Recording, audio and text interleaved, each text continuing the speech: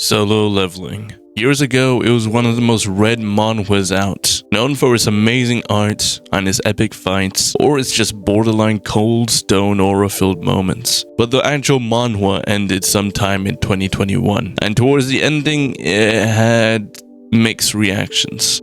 You see, the ending for Solo Leveling was seen to be rushed to all hell. It was a type of ending, not gonna spoil it, but if you're smart enough to figure it out, it got rinsed. So rinsed in fact, that there was a whole lot of slander against Solo Leveling due to it, saying it's overrated and shit alike. Now, as someone who does not favor power fantasy stories at all, and I mean I fucking hate overpowered MCs that are meant to be self-inserts, everyone, including myself, realized that Solo Leveling was just the best at what it does. The art, the fights, the aura. This manhwa was the most popular for a reason. The ending's just shit, that's all. But during this time, a certain other manhwa was popping off to be recommended to anyone who hated Solo Leveling. That manhwa/webtoon was the Omniscient Reader's Viewpoint, with 500 million views and a 9.91 rating on Webtoon. And we ain't even done with that. It has 5 stars and 328 ratings on its Google reviews for its light novel 2. This series has gold reviews across the board. So why the hell was this series compared to Solo Leveling, and especially told to be better? I'll try to answer that question as soon as possible. But before we start, we're trying to hit 10k, so if you hit that like and subscribe button, because we're trying to build a community out here, that will be great. So help a brother out, please. And with that said, let's get on with the video. So let's answer the most imposing question. Why is this series compared to Solo Leveling positively? Well, remember how I said Solo Leveling is probably the best at what it does? Well, that didn't matter to some. People would still call that shit overrated because it didn't fit their taste buds. Now, you gotta admit, the story of Solo Leveling is, meh. Like, character-wise, nobody fucking matters except Sung Jinwoo. And the plot is very simplistic until the endish arcs. Like, the recent season 2, for example. The fucking bug monster was hyped up for like 4 episodes straight on, including seeing all the S-Ranks beef. Most of them got murked, while Sung Jinwoo was just hoeing until his wifey got stabbed. Then, he proceeds to get into the shortest fight in existence, with him ultimately leveling up mid-combat to solo level him. Yeah, bro was gonna win no matter what. He had an army ready to jump that bug guy, and he is not above that. But everything looked cool as hell. But come on. However, Omniscient Reader's Viewpoint, on the other hand, can be seen as the opposite of Solo Leveling. It lacks these cool, aura-filled moments like Solo puts out. The combat isn't as blitzing, they're longer, drawn out, as the opponents are mostly just as powerful or more than the protagonists. But the art style is still amazing as hell. The story is way more grandiose, with characters that have actual stakes in the story, and you know, gives a reader enough emotional baggage to remember their names. But even further than that, there are some mysterious characters and plot points that even still 5 years later, we know little to nothing about, and that keeps us reading because we want to know. So essentially, we got an actual plot that everyone wants to see to the end versus some short-term epic shit. Everyone reading OVR is in it for the long run. And if we finna say it that way, the Omniscient Reader's Viewpoint can deadass be seen as the yin to Solo Leveling's yang. It especially got a boost in popularity after Solo's ending. Coining the phrase, it's like Solo but better. Which I can tell everyone listening right now that ain't true for shit. It is nothing like Solo Leveling. It's dead as the opposite. Alright, that's enough comparing. Let's begin with the rundown, so you guys can actually decide if you want to believe that Omniscient Reader's Viewpoint is actually worth getting into. Alright, so the story is set in a modern apocalyptic survival fantasy centered within Seoul, Korea. In it, each citizen is forced to enact scenarios, which are essentially limited time quests that must be completed or a penalty will be enacted. This penalty most of the time is death. A lot of these quests involve taking tasks that unfortunately, in immediate view of people, put them at odds with other survivors. As after all, who can trust a stranger in this world when the first scenario was to take another's life in order to save your own. If they complete said requests, they receive coins, and this is where the MMORPG aspect of the story comes in. They can get shit like health potions, or items, or more practically, level up to make themselves stronger. Furthermore, there are beings called constellations who lurk over and watch the citizens play the scenarios. These constellation beings are ranked from the level of influence, and their influence is determined by the epicness of their stories. Historical grade constellations being the lowest, fable grade beings being the middle,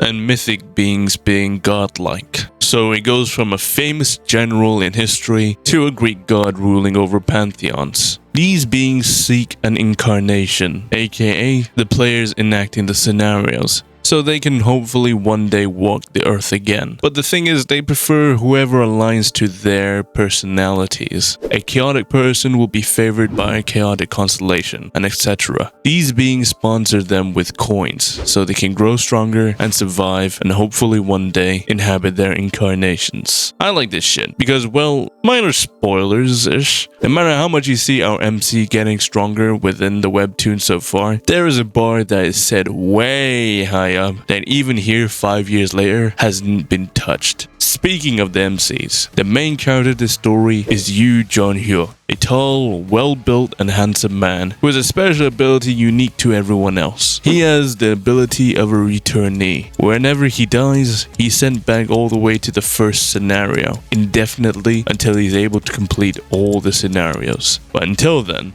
he must regather his allies and play his cards right from the knowledge he has of his previous turns, lasting days, years, or even a lifetime. How many times has he turned in total? Well, according to the novel, it was 1,863 times before the finale. And you may be thinking, what? Finale? I didn't know this shit was ending. And that's the craziest part actually, because everything I said so far does not exist. It's just a web novel. Get your baited bitches. Take the L.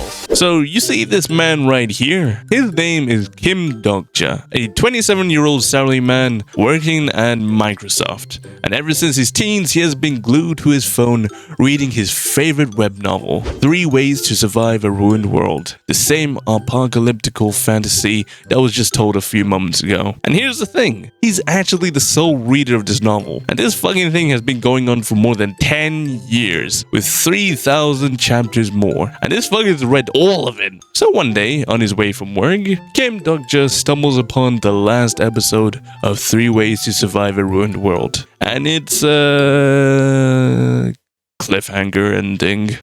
The fuck?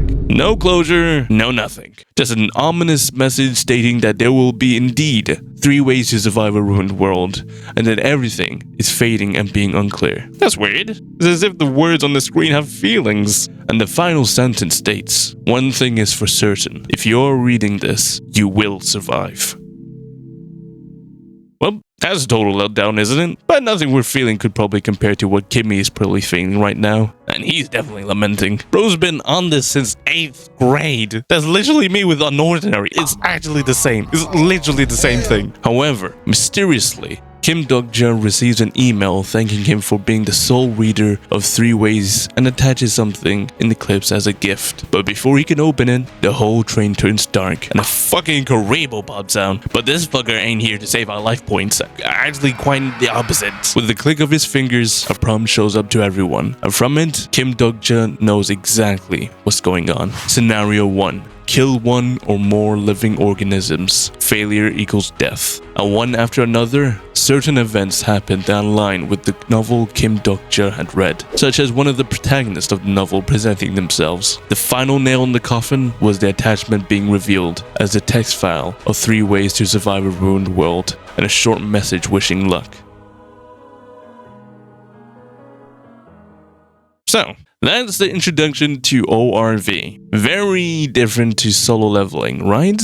There are some similarities, I have to admit, but mostly differences around here. So since Kim Dok-ja is the sole reader and knowledge holder of events that are bound to happen, he must traverse and survive in this hellscape that is Seoul, Korea, that contain Elden Ring-like beasts that can one-shot people, crazy-ass sons of bitches, and luckily, this motherfucker is cold as hell. following mostly his logic and only keeps the most useful around him. He has only but one objective: to finish all the scenarios and attain the true ending of 3 ways of survival. And his biggest challenge? Traversing the abyss? Becoming stronger? You might think so, but it's actually to keep the world's strongest and gifted alive. The actual main character, Yoo Jun-hyo, who is here on his 3rd cycle. So how the hell does Kim Dok-ja keep a man who essentially has lived a couple partial lifetimes from offing himself in order to try his luck again, whilst also trying to survive himself? That, my friends, is something you might want to find out yourself. Blech, said that too much. Alright, now, let's get personal here. Do I like ORV? Well, considering the fucking fact that I've read all these chapters that have come out and I've caught up, and you may be thinking that this isn't really that much, alright? Good for you. I know you either ain't got a job or you're not grinding hard enough on Olympus Company. But back to my point. Regardless, I caught up because I like it and I think it's good and I enjoy it. Yes, way better than I ever did with Solo Leveling. The art is great, I like the main character. The other protagonists I love a lot too. I got favorites and least favorites. The fights go from fucking good to mythical. And yes, I'm waiting very patiently for more, because this series is mostly a one-to-one with the chapters of the original novel, meaning we got either 200 to 250 more chapters or 5 years more to go. So you guys might as well dig in right now. What I like especially is the fact that this isn't really a power fantasy. The main character in the beginning for a long time is at mercy for certain things, and only his knowledge of the world is what keeps him and others alive to a certain point. After some arcs, they all do get more powerful, and they even can be seen as OP. However, no one thus far in the webtoon can contest against the mythical constellations. There are times where the writing can be cheap. I swear down, it can be cheap. Especially with how much fucking plot armor the MC is given. Like, damn. There are also other sorts of problems too. Obviously, Kim Dok-ja being the sole gifted one. And it could be seen that he did deserve it, being the sole reader of a story that someone has put out for fucking 10 plus years. But still, you know, the wishy-washy, oh, thy has been chosen scenario might not roll off the tongue for people. And it definitely did not for me. But as I got into it, I forgot more about it because we were deep into the shit. But despite certain cheap flaws in the story which do nag, I've been glued onto this thing ever since I made the commitment to do so. And I've gotten attached to what the hell the story is going to give me and the characters within. Kim Dok-ja is probably a favorite MC of mine, even though he's not really one I consider that I should be favoriting. But the reason why I like him is that he reminds me a lot of the Doctor from Doctor Who mostly really uses their genius to save the day rather than their brawn, which I know doesn't really compare to someone who uses future knowledge to save them from the past, and is kind of like a cheat. Definitely is a cheat and could be seen as cheap, I won't deny that, but the way he's executed is everything, and plus he does use kind of a lot of bronze. Also, the story can go from comedic to serious at any given, so if you're a shonen exclusive, y'all will be at home to this, don't worry. And yeah, that's all I got. Question is, if all this glazing was enough to make y'all want to give it a go, and if not, tell me why in the comments below. And until then, recommend me some other shit to read, good or bad. And if this is bad, please give me a warning of what type of bad it is. Like, favorite, subscribe, and peace till next time.